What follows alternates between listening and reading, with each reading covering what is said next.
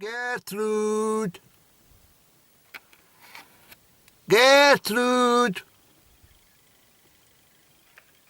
Gertrude! Gertrude! Come in and get your brunch. Come on. Well, hello, Sunday, 26th of March, 23. And the clocks have gone forward, as everyone should know. Although there's always a great amount of confusion with people, in March and October, do the clocks go forward or back? I mean, how many years have we been on the planet and still can't work that one out? But, the reminder of putting the clocks forward. Well, I don't put my clocks forward at the appointed time. I do it when I want to do it during the week. Perhaps when I'm dusting. Ever since I got rid of the cleaner, I have to do a lot more dusting. But, the thing about clock changes as well, kind of sums up a wee bit what I always talk about in this channel about, time is an illusion. And I have to tell you that the clocks going forward or back, it really underlines that time is actually very irrelevant. Calendar dates are pretty much irrelevant as well. The seasons are not, but and of course the seasons are not like the way the Met Office want to say that the 1st of March is officially the day of spring, or the 1st of December is the first day of the winter. It's crap. The seasons have their own cycles. Bobo here, the lady like Birch Tree, well, she is a lady, and she'll tell you the seasons. She doesn't need the Met Office to say, on the 1st of March I'll spring into leaf. It's all about the moon cycles and the planetary activity. Of course, we're now in the sign of Aries, a fire sign, and there's been a lot happening in the skies of late, but I won't dwell on these points just now. I'm going away to do it's not visible from this point actually, but it's over that way, Dalreoch Hill. I thought this morning, I said, well, I always say I would do Dalreoch, and I've not done it yet, so I better get up there, tick it off the list. My only concern is the only access point to it is on private property, i.e. it's it's actually in private property, so I have to drive up. It's the only access to that hill because you've got to cross the River Braan, and it's the only vehicular access and actually pedestrian access in the area. I can go this way, of course, but it's a long haul for when I can just go straight up from the back, from the Dunkeld side, basically. So I'll have a word with anyone's present in their garden. I'll say, would you mind if I just park along here for a short while? I'm going to skip up this hill and take it off my bucket list. And I'm sure this should be okay, especially when they see me, dressed like a proper mountaineer. Because it's quite cold up here today. It's it's forecast -7, but it's not -7 just now. It's above freezing, thank goodness. But there is, the odd snow flurry. But this is a typical thing about, I looked at the forecast and it said -7 with, I beg your pardon, it's a -7 feels like temperature, so that kind of maybe is correct. But I shan't linger here in the car park. I'm just going to stop in here and have a quick puff of a cigarette, because I don't think it'd be very fitting to do that in someone's private property. But I'm going to get a cup of tea here, cigarette, and then we'll shoot along. We've got an extra hour's daylight, so there's no concerns. Anyway, I better wrap this up just now, otherwise I'll natter on and on and on and on and on and annoy you. Gertrude! Well, it's just as much as what I thought. The signs are very explicit, private road, no entry, blah blah blah. But fortunately a couple of young boys were playing along there, so I shouted to him. So he says, if you ask my mum and dad, they'll be okay about you parking here, but I've given you permission. They were really, really nice young boys, really pleasant, mannerable, 1970s type chaps. You know, not rude, low vibrational children. Very pleasant lads. So I said to him, dogs? He says, yes. I said, does your dog bite? She does, but she's not got very big teeth, which I found very reassuring. So we'll go along. I will ask permission just from the parents if it's alright. I'm aware there's sheep in the... I'll tell them it's got to be done up here. This is the River Braan, and as you can see this is the only access. And it's quite nice. The young boy says to me, be careful on the bridge, it's quite slippy. So, good lads. So the Braan comes from Loch Fruki, and it runs down towards the Tay at Dunkeld, you see. So here we go.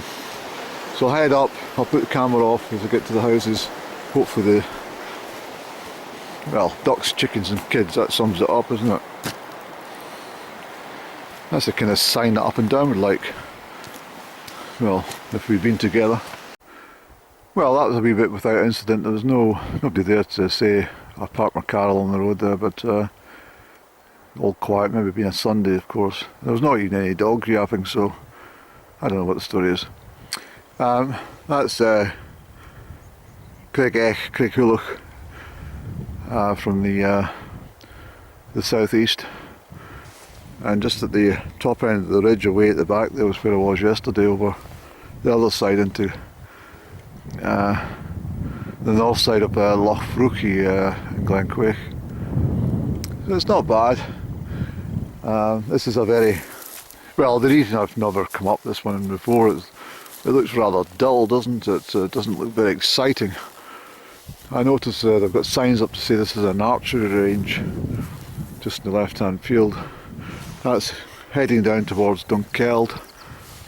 But we'll just, shouldn't take long to get up here. It's only it's only about 1400 feet, maybe, what, 45, 100 feet. And so it's not a massive one. See how we feel when we get up. Might take up an extra part of the ridge. We'll just see how it goes. Not as cold as what they said it was going to be, but it's quite bleak kind of landscape here, very boggy, but we'll catch you up the top, okay? Of course this is Strath Braan, and the A9's just down well, down the slope, and you'll hit the A9 and you'll go into Burnham and Dunkeld. I thought I'd bring the camera open again just because well, the wind's coming from the kind of northeasterly direction with some snow flurries coming through. But that's Glen Fender and Wades Road skirts over the moorland there and up behind the tree line, and then follows the glen all the way up to well, towards Aberfeldy. Glen Cochel, I think it's called. I always get mixed up with that glen, I don't know. I've called it all sorts. Glen Cahill, Glen Cargill, Glen Cochel. I'll put it up if I'm wrong, but I think it's Glen Cochel up that way. But that's certainly Glen Fender over there. And there's lots of, well, there's absolutely hundreds of beehives situated on the moorland for the heather honey. That's where they bring it in from.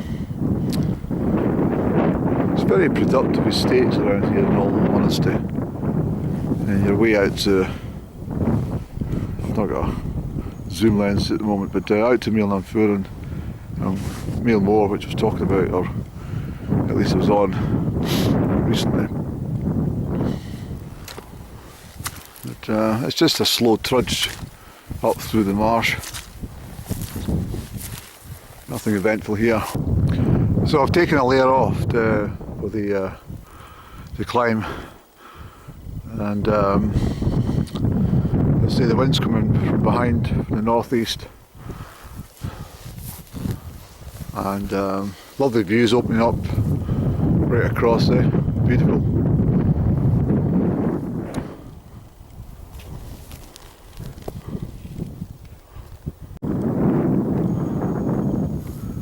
So we should just be getting to the top here. It's not bad. That's what, 45 minutes from the cottages, well, where I parked my car, to the summit here. As I say, this is called Dalreoch Hill, and it's the first time I've come up here. I've been up the ones at the back, of course, but I thought I'd take in this wee pleasurable lamp. Good afternoon, Bobo. Thanks for having me. I'm sorry I've been so long to come to see you, but you've just been well, just slightly out of my normal routes for all my years. But I'm here now, so thanks for having me. So what we're looking at, this is the other side there is Little Glen Shee.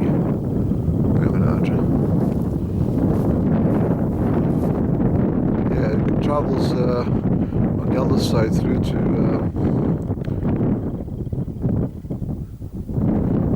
well, I walked it from Medvin. It goes through to, what do you call it, Regorton area. I walked it from Medvin. Yeah, it's not this, it's this side. It's hard to see it in this line. Yeah, that's it. And it comes down to join on the road to Dunkeld there, the A822. Now, the last time I've done it was, well, I've done it twice, but the one done in 2015, that was the one that put me off walking the Smogland Road for life, basically. It was just, it took me hours to keep climbing on the verges because of the traffic went even slow for you, and the motorbikes and stuff, you know. There we go. So as I often say, once it comes to spring and summer, the light starts to change, and because the sun reaches such a height in the sky, it doesn't pick up an angle. All the rock face is quite the same. It does in the morning, of course, and it does in the evening, but just it's 1 o'clock in the afternoon. So this time yesterday, this was noon. But at least there's more sunshine in the sky than there was yesterday. There's a few snow flurries coming through behind me.